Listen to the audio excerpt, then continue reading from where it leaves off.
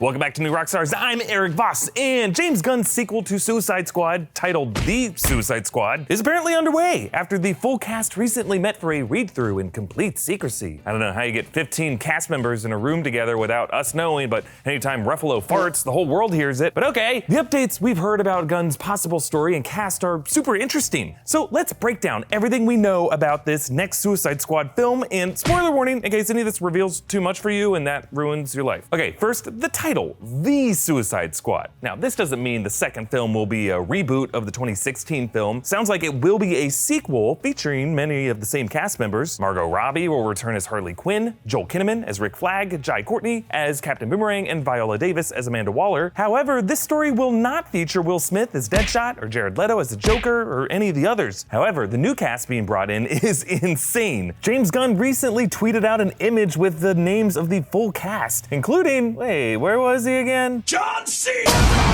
God, you can never see that guy. Yeah, John Cena will be playing some role in this cast. I'm thinking he might be Peacemaker, though I'm thinking there might be another actor playing that role. More on that in a second. We should acknowledge that Gunn tweeted, "Don't get too attached," hinting that many of these characters could, Slipknot style, die in the opening minutes, and Cena would be my pick for the first to go. Also, Gunn is bringing over his brother, Sean Gunn, and Michael Rooker from his Guardians of the Galaxy movies. Idris Elba has been cast. Some were thinking he would be playing the new version of Deathstroke, recasting from the Joe Manganiello version that we saw in the Justice League post-credit scene. Elba was initially brought on to the film to replace Will Smith as Deadshot, but that changed. He's going to be playing a new character. However, Elba's character's relationship with his daughter will still be important. She'll be played by Storm Reed. Nathan Fillion has been cast as well in a currently unknown role. Some are speculating he might be playing Peacemaker, a character who has been reported to be in the movie. Peacemaker is Christopher Smith, an agent of peace whose motives are driven by an extremist form of pacifism that makes him love peace so much he would kill for it. And to me, that sounds like murder with more steps. Benicio del Toro will be playing a villain character, it sounds like, with rumors saying the name is something like the Mayor or the General. Comedian Steve Agee will be playing King Shark, a humanoid shark from the DC Comics whose father is thought to be a so-called shark god. Others just write him off as a brutish mutant. David Dastmalchian, Kurt from the Ant-Man movies, will play Polka Dot Man, aka Mr. Polka Dot. He's a Batman enemy who grows multicolored polka dots on his body that he can turn into fireballs and other weapons. He's obviously super self-conscious about his abilities. Daniela Melchior will play Ratcatcher, it's a gender swap version of the DC villain Otis Flanagan, a sanitation worker who controls a legion of rats, uses poison gas. And then there are other actors cast in unknown roles, like Thor Ragnarok director and Korg actor Taika Waititi, Flula Borg, Pete Davidson from SNL, and Doctor Who actor Peter Capaldi, who said in an interview that he had to be completely bald so they could apply some prosthetics. And filling out the cast are Joaquin Cosio, Mei Ling Ung, Juan Diego Boto, Alice Braga, Tanashi Kahisi, Julio Ruiz, and Jennifer Holland. Now, moving on to the rumored plot of James Gunn's Suicide Squad. But before I continue, thank you to Privacy.com for sponsoring this episode. Privacy.com is a free service that lets you buy things online using virtual credit cards instead of your real credit card information so that you can protect yourself on the internet. It's essentially a digital burner card with limits that you control. And it's great. You don't have to worry about less than trustworthy vendors using your card info to buy a bunch of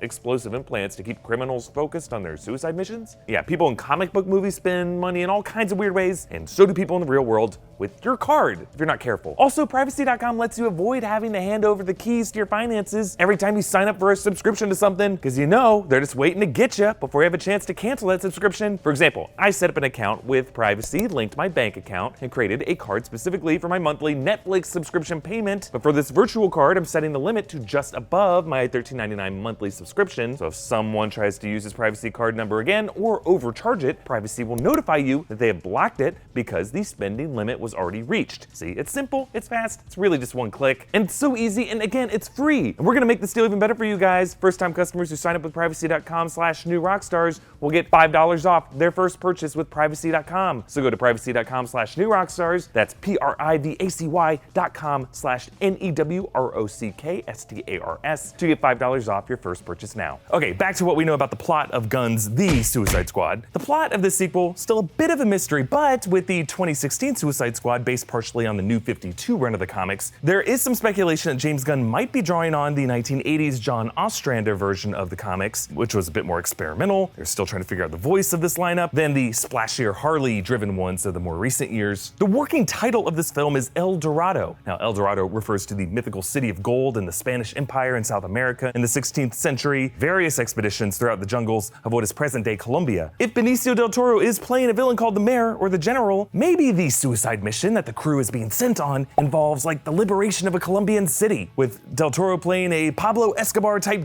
drug kingpin, or a corrupt military leader who staged a coup and is now taking control as a dictator. And maybe this ragtag band of criminals have to seek redemption by taking this guy down. Now, this sounds a bit like the plot of Fast 5. I have no problem with that. It is the best Fast and Furious movie, and every movie should look to it as an example that includes Captain Boomerang dragging a safe throughout the streets of the city. James Gunn has clarified that Batman will not be in this story, like the way he made a cameo in the 2016 Suicide Squad. So I think it makes sense that this story is not going to be set in Gotham or any American city, but rather an international mission. And I might be reading into the title a bit too much. I read into everything a bit too much. But by calling it the Suicide Squad, that might be kind of like a running theme or a recurring joke, with this group having a chip on its shoulder to top the successes of the previous generation of the group and move out of their shadow. Like maybe with this sequel and any future Suicide Squad installments, each can debate over which crew is the Suicide Squad. What do you think James Gunn means by this title? Comment down below with your thoughts. Follow me on Twitter and Instagram at Erik Voss, and subscribe to New Rockstars for more theories about everything you love. Thank you for joining me, and let's just hope that Idris Elba says the line, "What is this, some kind of the Suicide Squad?"